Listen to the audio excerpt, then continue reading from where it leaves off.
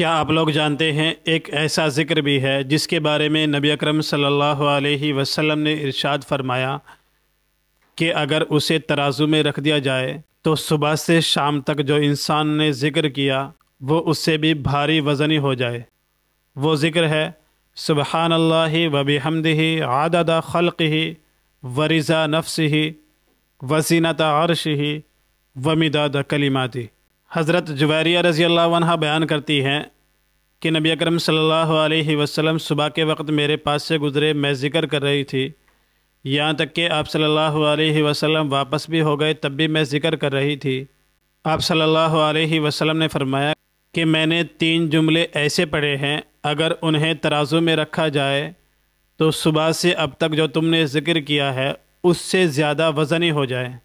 وہ جملے کیا ہیں؟ سبحان اللہ و بحمدہ عدد خلقہ ورضا نفسہ وزینۃ عرشہ ومداد کلماتہ۔